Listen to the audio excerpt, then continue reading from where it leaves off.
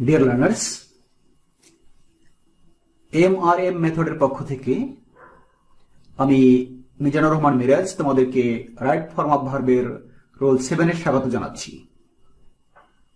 আমরা রোলটি নিয়েছি right form of ভার্বের জন্য, কিন্তু একই সাথে আমরা স্পোকেনটাও শিখে নিতে পারতেছি। আমরা জানি যে স্পোকেন ইংলিশের জন্য প্রশ্ন করা একটি গুরুত্বপূর্ণ বিষয়, আর বেশিরভাগ প্রশ্ন কিন্তু পাস্ট ইনডেফিনিট, প্রেজেন্ট ইনডেফিনিট এবং ফিউচার ইনডেফিনিট, অর্থাৎ সাধারণ অতীত, সাধারণ বর্তমান এবং সাধারণ ভবিষ্যৎকালের জন্য হয়ে থাকে। আচ্ছা, আমরা স্ট্রাকচারটি লক্ষ্য করি। পাস্ট বা অতীতের প্রশ্নের জন্য আমরা রেখেছি ডিড, সাবজেক্ট এবং ভিয়ন। প্রেজেন্ট বা বর্তমানের সাধারণ প্রশ্নের জন্য আমরা রেখেছি ডু অথবা ডাজ, সাবজেক্ট, ভিয়ন। ফিউচার বা ভবিষ্যতের সাধারণ প্রশ্নের জন্য আমরা রেখেছি উইল, সাবজেক্ট, ভিয়ন। তাহলে রাইট ফর্ম অফ ভার্বের সূত্র হিসেবে বলতে গেলে এটা অবশ্যই বলা যায়, যদি কোনো প্রশ্নের শুরুতে, যদি কোনো প্রশ্ন বাক্যে ডিড, ডু অথবা ডাজ অথবা উইল থাকে, তাহলে ভার্বটির অবশ্যই বেস ফর্ম হয়ে থাকে, যেটা আমরা ছকটি দেখে অবশ্যই বুঝতে পারছি। যে আমরা দেখতে পাচ্ছি যে রয়েছে ডিড, ডু অথবা ডাজ অথবা উইল, এবং সেক্ষেত্রে প্রত্যেকটা ভার্বই কিন্তু ভার্ব 1 বা বেস ফর্মে রয়েছে। আমরা এক্সাম্পল লক্ষ্য করি।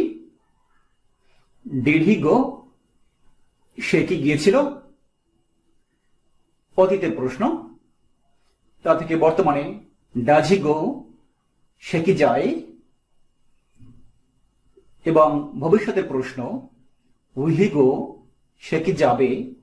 আমরা ডিড, ডাজ এবং উইল ব্যবহার করেছি প্রশ্ন করার জন্য অক্সিলারি ভার্ব হিসেবে, কিন্তু প্রত্যেকটা ক্ষেত্রেই ভার্ব কিন্তু বেস ফর্মে গো হয়েছে।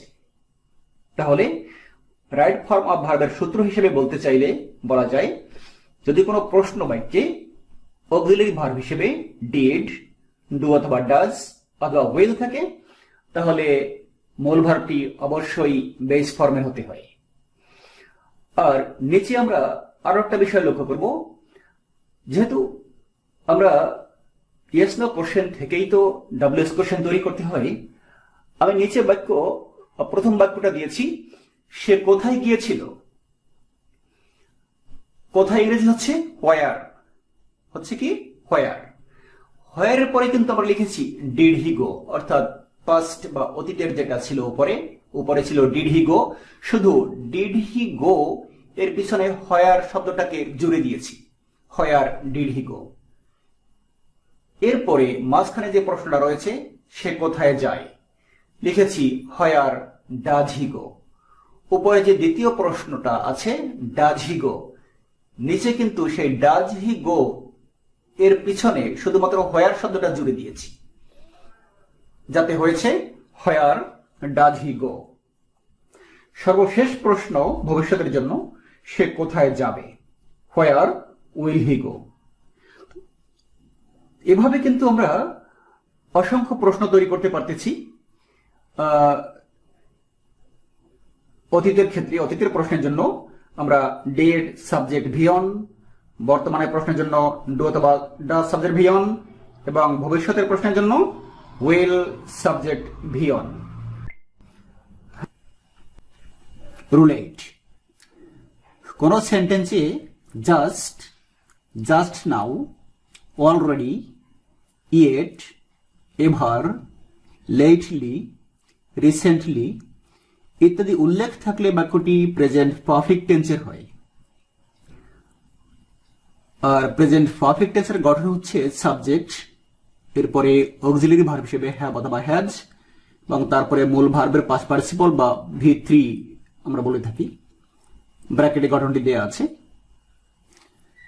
শব্দগুলো আবার খেয়াল করো, যে কোন সেন্টেন্সে just, just now, already, yet, ever, lately, recently ইত্যাদি উল্লেখ থাকলে বাক্যটি প্রেজেন্ট পারফেক্ট টেন্সের হয়।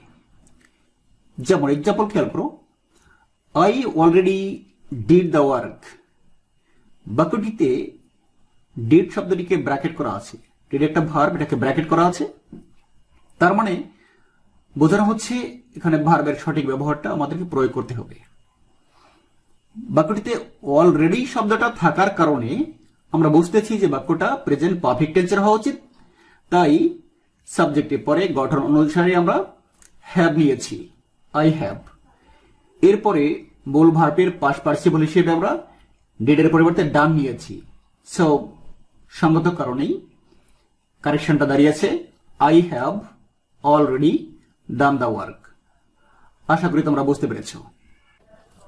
Deer learners, right form of verb অধ্যায়টিতে আবারও স্বাগত জানাচ্ছি তোমাদের সকলকে।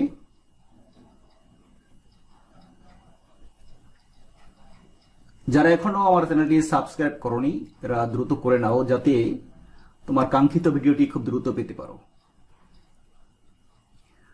আমরা রুল 9 দেখছি। রুলটি খেয়াল করো। কোন সেন্টেন্সে have, has, had, shall have, will have, get, got, gets, getting, gotten, that means এটা বলতে বোঝাচ্ছি যে গেটের যে কোনো ফর্ম, এছাড়াও বিং, হ্যাভিং, টু বি, এর পরে যদি কোনো ভার্ব আসে তাহলে উক্ত ভার্বটির পাস্ট পার্টিসিপল করতে হয়।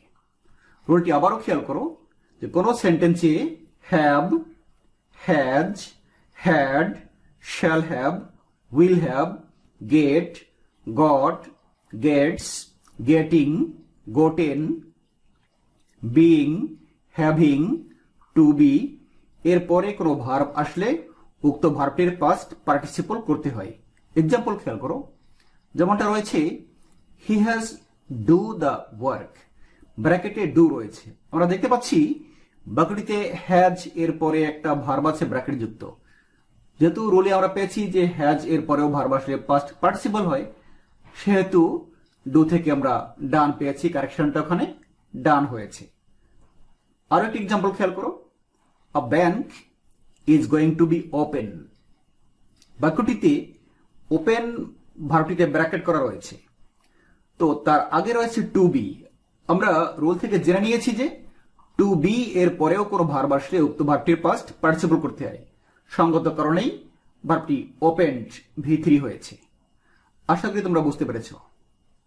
কোন সেন্টেন্সে অতীত নির্দেশক শব্দ বা ফ্রেজ যেমন yesterday, ago, long since, last night, last week, last month, last year ইত্যাদি উল্লেখ থাকলে বাক্যটি পাস্ট ইনডেফিনিট টেন্সের হয়।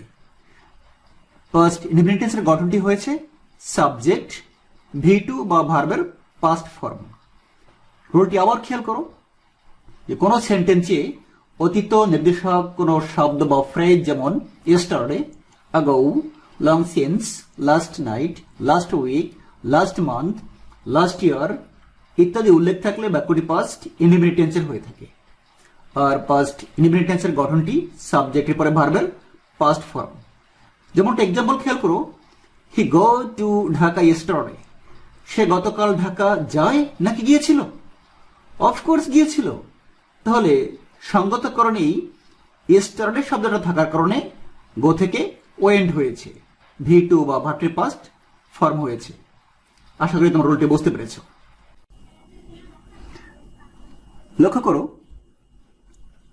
No sooner had, scarcely had অথবা হার্ডলি হ্যাড দিয়ে কোনো বাক্য শুরু হলে উক্ত বাক্যে দুটি অংশ থাকে। দুটি অংশে অবশ্যই দুটি ভার্ব থাকে। প্রথম অংশের ভার্বটির পাস্ট পার্টিসিপল ফর্ম হয় এবং শেষ অংশের ভার্বটির V2 বা পাস্ট ফর্ম হয়। আবার বলছি, no sooner had, scarcely had অথবা হার্ডলি হ্যাড দিয়ে কোনো বাক্য শুরু হলে উক্ত বাক্যে দুটি অংশ থাকে, দুটি অংশে দুটি ভার্ব থাকে। প্রথম অংশের ভার্বটির থার্ড ফর্ম বা পাস্ট পার্টিসিপল হয় এবং শেষ অংশের ভার্বটির পাস্ট ফর্ম বা V2 হয়ে থাকে। একটি এক্সাম্পল খেয়াল করো, no sooner had I seen the thief then he ran away। Structure থেকে আমরা কিভাবে নিয়েছি, no sooner had, scarcely had অথবা হার্ডলি হ্যাড থেকে আমরা নিয়েছি নো সুনার হ্যাড সাবজেক্ট থেকে নিয়েছি আই, V3 বা মূল ভার্বের পাস্ট পার্টিসিপল থেকে নিয়েছি সিন, অবজেক্ট হিসেবে নিয়েছি দ্য থিফ। দেন ওয়েন অথবা বিফোর থেকে নিয়েছি দেন, যেহেতু নসনার হ্যাডের সাথে দেন সংশ্লিষ্ট, অর্থাৎ বাক্যের শুরুতে নসনার হ্যাড বসলে সামনে অংশে দেন বসে, হোয়েন বা বিফোর বসে। পরবর্তী অংশে সাবজেক্টের পরে সাবজেক্ট হিসেবে রয়েছে হি, এরপরে V2 বা ভার্বের পাস্ট ফর্ম হিসেবে রয়েছে রেন। তো বাক্যটা দাঁড়িয়েছে no sooner had I seen the thief then he ran away. আমি চোরটিকে দেখতে না দেখতেই সে দৌড়ে পালালো। তো এ ধরনের অনেক বাক্য তোমরা আরো তৈরি করতে পারো। মনে করো একটি বাক্য ওরালি বা মৌখিকভাবে দেখা যায়, শিক্ষক শ্রেণীকক্ষে প্রবেশ করতে না করতেই ছাত্রছাত্রীরা দাঁড়ালো। তো কি হবে তাহলে? No sooner had the teacher entered the classroom then the students stood. আশা করি তোমরা রুলটা বুঝতে পেরেছো। যদি কোনো সেন্টেন্সের মাঝখানে বিফোর থাকে এবং তার পূর্বের অংশ পাস্ট পারফেক্ট টেন্সের হয়, তাহলে পরের অংশ অবশ্যই পাস্ট ইনডিফিনিট টেন্সের হয়ে থাকে। একটি এক্সাম্পল খেয়াল করো, I had eaten rice before he came. Before শব্দটির পূর্বের অংশ I had eaten rice, এটি পাস্ট পারফেক্ট টেন্সের had eaten, subject had V3, এটা পাস্ট পারফেক্ট টেন্সের হয়েছে। সে কারণে পরবর্তী অংশ পাস্ট ইনডিফিনিট টেন্সের, সাবজেক্টের পরে he came ভার্বের পাস্ট ফর্ম হয়েছে। আমরা আরো একটু লক্ষ্য করি যাতে বাংলা থেকে ইংলিশ ট্রান্সলেশনটাও শিখে যাই। সে আসার আগে আমি ভাত খেয়েছিলাম, এরকমের বাক্যে মনে করো সে আসার আগে আমি ভাত খেয়েছিলাম, সে বাড়ি যাওয়ার আগে আমি বইটি পড়েছিলাম, এরকমের যে বাক্যগুলো, এই বাক্যগুলোতে দুটি অংশই থাকে। বাংলায় খেয়াল করো, সে আসার আগে আমি ভাত খেয়েছিলাম। তো আগে ইংরেজি হচ্ছে বিফোর। এই ধরনের বাক্য থেকে বাংলা থেকে ইংরেজি করার সময় বাংলা বাক্যের শেষ অংশটা খেয়াল করো, বাংলা থেকে ইংরেজি খেয়াল করে দেখো। বাংলা বাক্যের শেষ অংশটা হচ্ছে আমি ভাত খেয়েছিলাম। তাহলে আমি ভাত খেয়েছিলাম আগে নাকি পরে? আগে। আগে আমি ভাত খেয়েছিলাম। আগে ইংরেজি হচ্ছে বিফোর, আমি মাঝখানে বিফোর লিখে নিয়েছি। বাংলা বাক্যের শেষ অংশ রয়েছে আমি ভাত খেয়েছিলাম।